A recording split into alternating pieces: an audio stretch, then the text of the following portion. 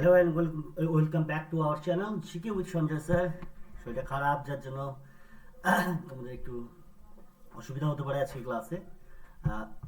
কেন চারিদিকে যেভাবে শরীর খারাপ হচ্ছে, আমিও তার থেকে বাদ পড়িনি। তো অবশ্যই আজকে 11 নম্বর সেট, তারিখ 9/11/2025, 8:45। তো আজকে আমাদের 11 নম্বর সেট। ইতিপূর্বে আমাদের 10টা সেট হয়ে গেছে, আমাদের সমস্ত কিছু চলছে। তো আজকের ক্লাসে অবশ্যই, আর ক্লাসের সাথে সাথে বলে রাখি, চ্যানেলটাকে সাবস্ক্রাইব করে দেবে, সেশনটা ভালো লাগলে লাইক করে দেবে। যদি তোমাদের মনে হয় তোমাদের বন্ধুদের প্রয়োজন আছে, তাহলে অবশ্যই চ্যানেলটা তাদেরকে সাবস্ক্রাইব শেয়ার করে দেবে। তো আজকের প্রথম কোশ্চেন, হুমায়ুন কোন বিদ্রোহীর হাতে পরাজিত হয়েছিল? হুমায়ুন কোন বিদ্রোহীর হাতে পরাজিত হয়েছিল? বাবর, শেরশাহ সূরি, আকবর, আলাউদ্দিন খলজি। 1540 খ্রিস্টাব্দে কনৌজের যুদ্ধে হুমায়ুন শেরশাহ সূরির হাতে পরাজিত হয়। সালটা ছিল 1540। কার হাতে পরাজিত হয়? শেরশাহ সূরির হাতে। কনৌজের যুদ্ধ, মাথায় রাখবে, কনৌজের যুদ্ধ।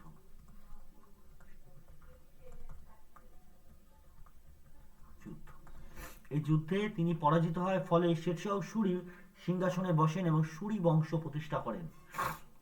মাথায় রাখবে, খুব important question. Next question, Gandhiji জাতীয় কংগ্রেসের কোন অধিবেশনে সভাপতিত্ব গ্রহণ করেছিলেন বা সভাপতিত্ব করেছিলেন? কলকাতা, বেলগাঁও, লাহোর অধিবেশন নাকি লখনৌ অধিবেশন? উত্তর হবে 1924 সালে গান্ধীজি বেলগাঁও অধিবেশনে, 1924, হ্যাঁ, এই অধিবেশনে গান্ধীজি এই প্রথম এবং একবারই মাত্র ভারতের জাতীয় কংগ্রেসের সভাপতি হয়। এটা একটা মাথায় রাখবে, ফার্স্ট টাইম প্লাস একবারই, একবার। হ্যাঁ, এই বেলগাঁও অধিবেশন 1924, একমাত্র এই সেশনেই গান্ধীজি হচ্ছে একমাত্র আইএনসির সভাপতিত্ব নিয়েছিলেন। আইএনসি, ইন্ডিয়ান ন্যাশনাল কংগ্রেস, যেটা প্রতিষ্ঠা হয়েছিল 1855-এ। যার জন্য প্রথম ডেলিগেট ছিল 72, 72 জন ডেলিগেট ছিল। আর এটা হয়েছিল বোম্বে তেজপাল গোকুলদাস সংস্কৃত কলেজ। নেক্সট, হরপ্পা সভ্যতার প্রধান দুটি নগরের নাম কি? দেখো, প্রত্যেকটা নগরই এখানে হরপ্পা সভ্যতার অন্যতম নগর এবং হরপ্পা সভ্যতার মধ্যেই পড়ে। তো এখান থেকে দেখতে গেলে হরপ্পা সভ্যতার দুটি প্রধান নগর, যেটা বর্তমানে পাকিস্তানের পাঞ্জাবে অবস্থিত, এই যার মধ্যে একটি হলো হরপ্পা, যেটা হচ্ছে পাকিস্তানের পাঞ্জাবে, আর একটি হলো মহেঞ্জোদারো, যেটা বর্তমানে সিন্ধে। তাহলে দেখো, আমার এখান থেকে অ্যান্সার কি আসছে, দেখো মহেঞ্জোদারো দুটোতেই রয়েছে, হরপ্পাও এখানে এতে রয়েছে। Option C. হরপ্পা কোথায় অবস্থিত বর্তমানে? আমি বললাম বর্তমানে হচ্ছে পাকিস্তানের পাঞ্জাব।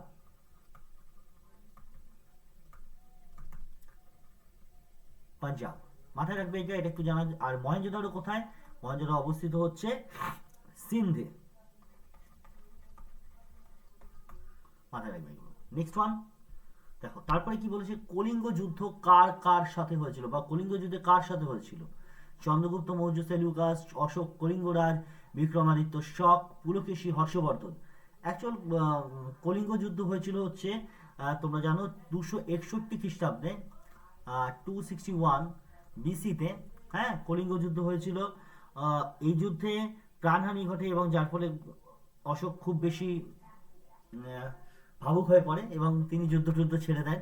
তো এই যুদ্ধ হয়েছিল কলিঙ্গ রাজের সাথে অশোকের, 261 খ্রিস্টপূর্বাব্দে। নেক্সট কোশ্চেন, ভারতের একমাত্র প্রধান নদী বন্দর, 5 নম্বর কোশ্চেন, ভারতের একমাত্র প্রধান নদী বন্দর হচ্ছে, হ্যাঁ একদম, একমাত্র নদী বন্দর যেটি হুগলি নদীর তীরে অবস্থিত, সেটা হচ্ছে কলকাতা। কোন নদীর তীরে? মাথায় রাখবে, হুগলি নদীর তীরে, একদম মাথায় রেখে দেবে এটা, হুগলি নদীর তীরে, হুগলি।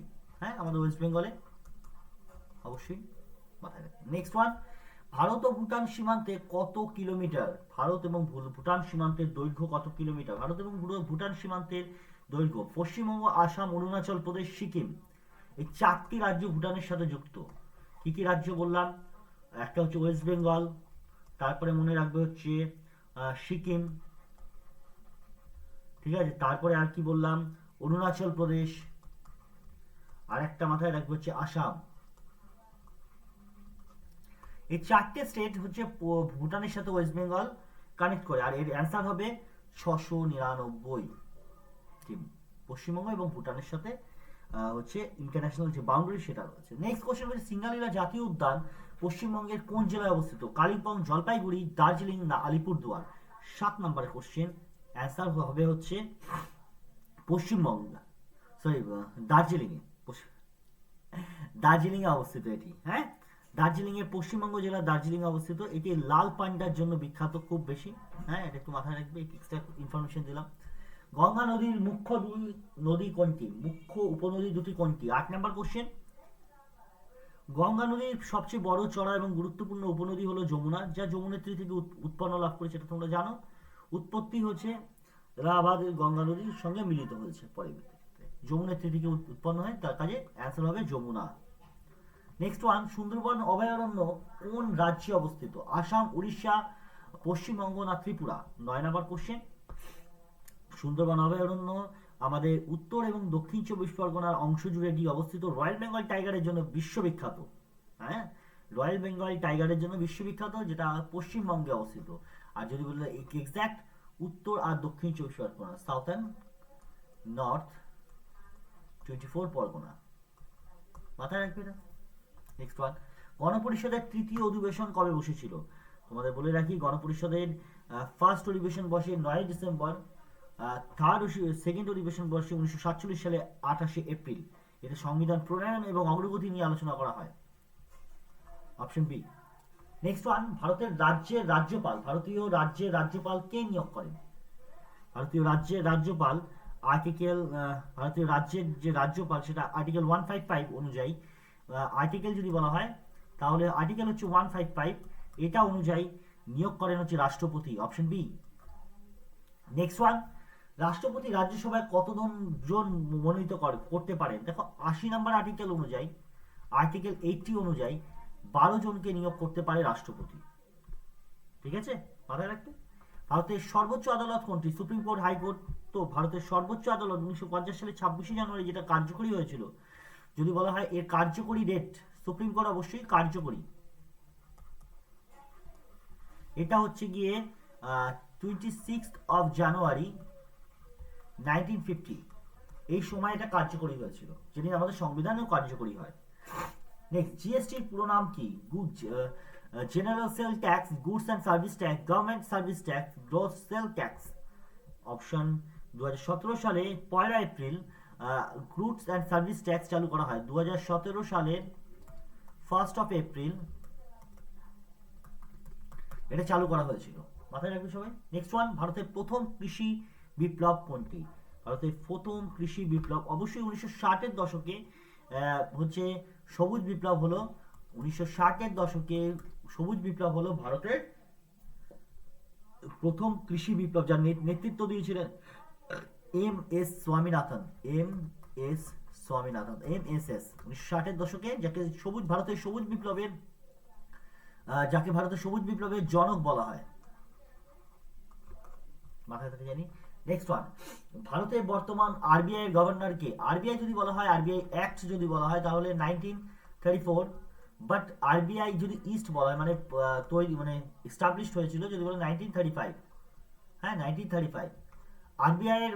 দেখো এর আগের গভর্নর যে ছিলেন, সে ছিলেন হচ্ছে শক্তিকান্ত দাস, অর্জিত প্যাটেল, এরা সবাই আরবিআই এর গভর্নর ছিল, কিন্তু বর্তমান গভর্নর হচ্ছে সঞ্জয় মালহোত্রা, তোমাদের সঞ্জয় স্যারের নাম অনুযায়ী। ঠিক আছে, 17 নাম্বার, নাম তো শোনাই হোগা। ঠিক আছে, 17। ভারতের স্টার্ট আপ কর্মসূচি কবে চালু হয়েছিল? স্টার্ট আপ কর্মসূচি চালু হয়েছিল ভারতে, এটা মূলত প্রধানমন্ত্রী নরেন্দ্র মোদীর নেতৃত্বে এটা চালু করা হয়। এটা 16 জানুয়ারি 2016 সালে এটাকে চালু করা হয়েছিল, উদ্বোধন করেছিলেন আমাদের সেই সময় তৎকালীন পিএম দ্বারা এটা উদ্বোধন করা হয় নরেন্দ্র মোদী। ঠিক আছে, 16 জানুয়ারি 2016 সালে, মাথায় রাখবে, খুব ইম্পর্টেন্ট কোশ্চেন। নেক্সট কোশ্চেন, ভারতের পরিকল্পনা কমিশনের শেষ পঞ্চম বার্ষিকী পরিকল্পনা কোনটি? ভারতের দেখো নীতি আয়োগ চালু হয় 2012তম, মানে 12th 5 ইয়ার প্ল্যান যেটা, সেটাই আমাদের লাস্ট, যেটা হচ্ছে 2012 থেকে 17 সাল পর্যন্ত চলেছিল। তাহলে দ্বাদশ অর্থাৎ 12th হচ্ছে আমাদের শেষ। হ্যাঁ, 12 থেকে 17 যেটা হয়েছিল সেটাই। নেক্সট, ডিলোমিটার কি পরিমাপ করা হয়? ডিলোমিটারের মাধ্যমে আমরা কি পরিমাপ করি? ডিলোমিটার ব্যবহার করা হয় পদার্থের তাপমাত্রা পরিবর্তনের ফলে ঘটে যাওয়া আয়তন বা আয়তনের দৈর্ঘ্য। হ্যাঁ, তাহলে মাত্রাগত পরিবর্তন হতে পারে এটা। অপশন বি মাত্রাগত পরিবর্তন। নেক্সট ওয়ান, পুষ্টি কোন ধরনের বিপাক? পুষ্টি কোন ধরনের বিপাক? দেখো, পুষ্টি হলো এক ধরনের বিপাক যেখানে ছোট ছোট অণুগুলো মিলিত হয়ে বড় জৈব যৌগ গঠন করে, তাই অবশ্যই এটাকে উপচয় বিপাকই বলবো আমরা। নেক্সট, বিপাক কাকে বলে? দেখো, কাছাকাছি কোশ্চেন দিয়েছি। বিপাক কাকে বলে? জীবদের সংঘটিত রাসায়নিক বিক্রিয়া, যেটা যার ফলে আমাদের কি হয়, সমস্ত রকম রাসায়নিক বিক্রিয়া, এর ফলে আমাদের শক্তির পরিবর্তন হয়, অর্থাৎ বিক্রিয়ার শক্তি, এবং এটাকেই বিপাক বলে। তাহলে এটা কি হবে? অপশন অনুযায়ী এটা হবে জীব দেহে সংঘটিত রাসায়নিক বিক্রিয়া। নেক্সট ওয়ান, প্রোটিন বিপাকের ফলে কি উৎপাদন হয়? Glucose, urea, amino acid, lactic acid নাকি ফ্যাটি অ্যাসিড? 22 নম্বর কোশ্চেন। অবশ্যই অপশন বি ইউরিয়া ও অ্যামাইনো অ্যাসিড। পুষ্টির ফলে বিপাকের ফলে ইউরিয়া, অ্যামাইনো অ্যাসিড, মূলত বিপাকের ফলে অ্যামাইনো অ্যাসিড তৈরি হয়, কিন্তু অতিরিক্ত নাইট্রোজেন অপসারণের জন্য ইউরিয়াও তৈরি হয়। কাজে এখানে অ্যামাইনো অ্যাসিড তো তোমাদের অপশনে থাকবেই, কিন্তু যদি দেখো ইউরিয়া, কিন্তু ইউরিয়া কি কারণে উৎপাদন হয়? অতিরিক্ত নাইট্রোজেন, অতিরিক্ত যদি আমি ইনটু দেখি, তাহলে সেটা অপচয়ের ফলে সেটা ইউরিয়াটা উৎপন্ন হতে পারে। কাজে ইউরিয়া, অ্যামাইনো অ্যাসিড দুটোই ঠিক, এবং ফার্স্ট অ্যান্সার যদি বলা হয় তাহলে অ্যামাইনো অ্যাসিড। তো নেক্সট, শর্করা বিপাকের ফলে কোনটি উৎপাদন হয় বা উৎপন্ন হয়? শর্করা বিপাকের ফলে, শর্করা বিপাকের ফলে একটু আগেই বলছিলাম, শর্করা বিপাকের ফলে বিশেষত কোষে শ্বাসের মাধ্যমে, যেটা গ্লুকোজ ভেঙে গিয়ে কার্বন ডাই অক্সাইড জল উৎপাদন করে। তাহলে দেখো, শর্করা বিপাকের ফলে শুধু যে আমরা এখান থেকে যেটা পাচ্ছি কার্বন ডাই অক্সাইড বা CO2, এটা তো আমরা পেয়েই থাকি, হ্যাঁ, এছাড়াও জল ও শক্তিও উৎপাদন হয়। কাজে এর সাথে মাথায় রাখবে আর কি, জল প্লাস শক্তি বা এনার্জি, যার মাধ্যমে আমরা এনার্জি পেয়ে থাকি। নেক্সট কোশ্চেন দেখো, 1 বছর দীর্ঘমেয়াদী রামায়ণ উৎসব আয়োজন করছে কোন দেশ? সুন্দর কোশ্চেন এটা। 1 বছর দীর্ঘমেয়াদী, হ্যাঁ, দীর্ঘমেয়াদী রামায়ণ উৎসব 2025 সালে ব্যাপক রামায়ণ উৎসব আয়োজন, যার উদ্দেশ্য রামচন্দ্রের আদর্শ জীবনযাত্রা মূল্যবোধ মানুষের কাছে তুলে দেওয়া। অবশ্যই এটা ভারত। এটা 2025-এ 1 বছর ব্যাপী এটা অনুষ্ঠানটা হবে।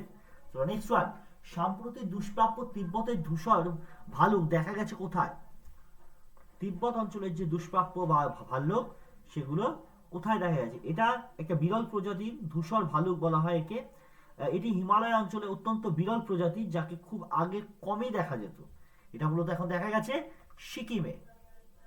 নেক্সট ওয়ান, বিশ্বের মূল্যবান আইটি ব্র্যান্ডের তালিকায় TCS স্থান পেয়েছে বিশ্বের ক্ষেত্রে। Tata consultancy service, global IT service 2025-এর তালিকায় টাটা কনসালটেন্সি সার্ভিস বা TCS স্থান পেয়েছে দ্বিতীয়। এটি ভারতের অন্যতম বৃহত্তম সংস্থা। নেক্সট ওয়ান, ভারতের নবম ক্লাসিক্যাল ল্যাঙ্গুয়েজ হিসাবে অন্তর্ভুক্ত করা হয়েছে কোনটি? সাথে সাথে বলে রাখি, যারা যারা এতদূর পর্যন্ত সেশনটাকে দেখেছো, সেশনটাকে যাদের ভালো লেগে গেছে, অবশ্যই সেশনটাকে লাইক করে দাও, সাবস্ক্রাইব করা না থাকলে অবশ্যই চ্যানেলটাকে সাবস্ক্রাইব করে দেবে। চলো, বেল আইকনটাকে বাজিয়ে দেবে। 27 নম্বরে কোশ্চেন, ভারতের নবম ক্লাসিক্যাল ল্যাঙ্গুয়েজ হিসাবে, 9th ক্লাসিক্যাল ল্যাঙ্গুয়েজ হিসাবে ফার্সিকে অনুমোদন দেওয়া হয়েছে।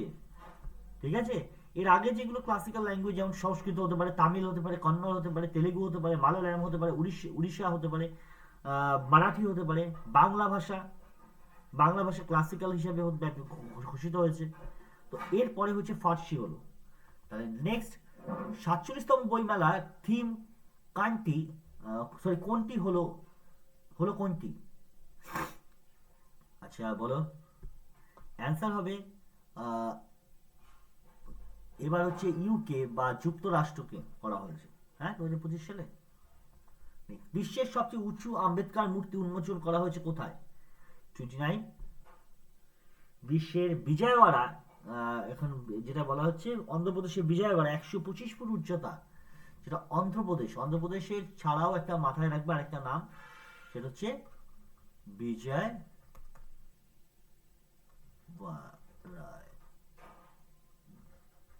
আচ্ছা, আমি ইংলিশটা লিখে নিই।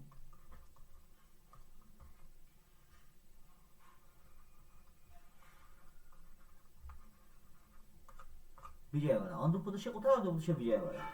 আচ্ছা, এর উচ্চতা কত যদি বলা হয় তোমাদেরকে? 125 ফিট, 25 ফুট উচ্চতার বি আর আম্বেদকরের মূর্তি একদম।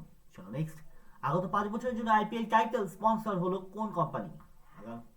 আগামী 5 বছরের জন্য একদম স্পন্সর হয়েছে অবশ্যই আমাদের টাটা গ্রুপ। তো আজকে 30টা কোশ্চেন ঠিক হয়ে গেছে। কালকেও একই সময় আমাদের ক্লাস হবে এবং চলতে থাকবে 8:30-এ, 8:45 আমাদের প্রতিদিনই এই ক্লাস চলবে। WB, SSC, group C, group D এর জন্য প্রিপারেশনের জন্য অবশ্যই চ্যানেলটাকে সাবস্ক্রাইব করো। এছাড়াও আমাদের অন্য ক্লাস চলছে এবং চলবে ডাব্লিউবি, কেপি যেটা বা কনস্টেবল যেটা সামনে পরীক্ষা রয়েছে এবং সেগুলো। যাই হোক, চ্যানেলটাকে সাবস্ক্রাইব করে দেবে, বেল আইকনটাকে বাজিয়ে দেবে এবং সেশনটাকে লাইক করে দেবে। ভালো থাকবে, সুস্থ থাকবে, ভালো করে পড়াশোনা করবে।